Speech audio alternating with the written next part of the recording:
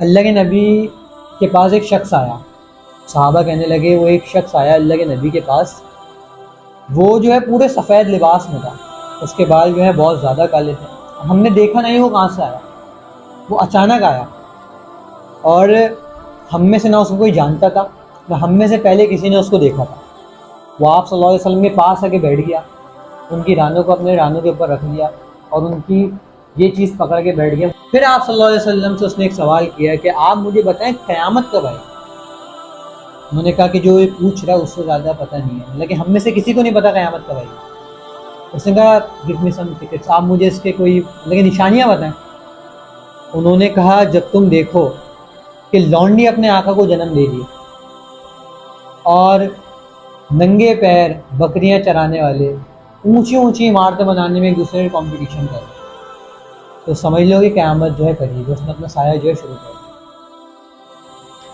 और ये कंपटीशन था ये नए पहले जो यूनाइटेड स्टेट के अंदर था, सिर्फ पहले से एक शहर में एक मुल्क में था। फिर ये कंपटीशन आ गया मलेशिया के अंदर, मलेशिया ने बीट कर दिया अमेरिका को। मलेशिया ने बनाई तैपाई में बनाई थी, वनुवन के नाम से कोई उसकी बिल्डिंग है, तैवान ऐसी कुछ उसका नाम है, वनुवन। उसने ये बिल्डिंग बनाई जिसने अमेरिका का रिकॉर्ड तोड़ दिया। लेकिन क़यामत की निशानी कब पूरी होगी? जब मक्का में रहने वाले यानी जब मक्का में रहने वाले ऊंची ऊंची इमारतें बनाने में एक दूसरे से कंपटीशन करेंगे, तो उस वक्त क़यामत जो अपना साया शुरू कर देगी। और इस हदीस में है कि जब ऊंची ऊंची इमारतें बनाने में लोग आपस में फ़ख्र करें, ये भी एक निशानी है। इस हदीस का हिस्सा ये है। पहले कंपटीशन था यूनाइटेड स्टेट में, फिर ये कंपटीशन आ गया मलेशिया में और फिर ये पूरी दुनिया में घुमा। यहाँ तक कि कंपटीशन कहाँ आ गया? अरब में। अब अरब में भी अभी मक्का में नहीं आया ये, अभी आ गया कहाँ? रियाद में। रियाद में बिल्डिंग बनी फैसल बिल्डिंग के नाम से, फैसला बिल्डिंग के नाम से एक बिल्डिंग बनी, और एक बिल्डिंग बनी किसके नाम से? किंगडम टावर के नाम से। लेकिन अभी भी ये निशानी पूरी नहीं हुई।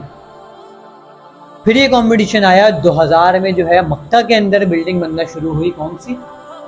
जिसको हम कहते हैं क्लॉक टावर। और इसकी जो है इमारत जो है कंप्लीट हुई, कंस्ट्रक्शन वो हुई 2012 के अंदर। और अल्लाह के नबी ने बोला था कि जब तुम देखो कि मक्के की इमारत, मक्के की जो पहाड़ की चोटी से जो उसकी वो निकल जाए, हाँ, तो समझ लो कि क़यामत ने अपना साया जो है शुरू कर दिया। लेकिन यहाँ पे एक मसला आ गया।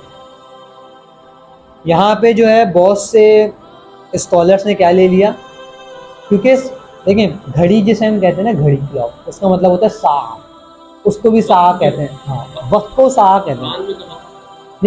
लेकिन क्लॉक का मतलब भी सा कहते हैं।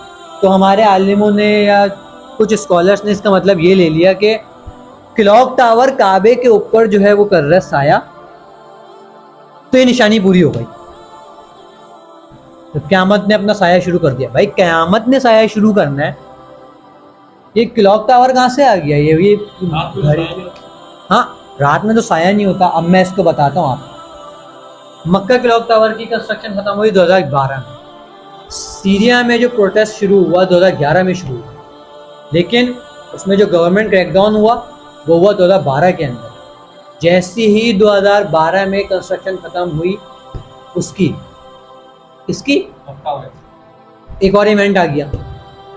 और ये इवेंट जिसको स्कॉलर्स खुद कहते हैं, मैं नहीं कह रहा, ये स्कॉलर्स भी खुद कहते हैं कि एक ऐसा इवेंट है जो मेजर साइन है। वो कौन है? इमाम मेहदी का आना। सीरिया के अंदर जो क्रैकडाउन हुआ 2012 में स्टार्ट हुआ, यानी समझ लें पूरा जो स्टेज सेट हुआ 2012 के अंदर हुआ। और अल्लाह के नबी की हदीस है कि जब तुम देखो कि मुल्क शाम के हालात बिगड़ गए, तो तुम इमाम मेहदी का जो है वेट करना। और अल्लाह के नबी ने क्या बोला कि जब उसकी इमारतें, मक्के की इमारतें जो उसके पहाड़ की चोटी से ऊपर निकल जाए, तो तुम समझ लेना कि क़यामत ने अपना साया जो है शुरू कर दिया। मुल्क शाम के हालात ख़राब होएंगे जब इमाम मेहदी आएंगे।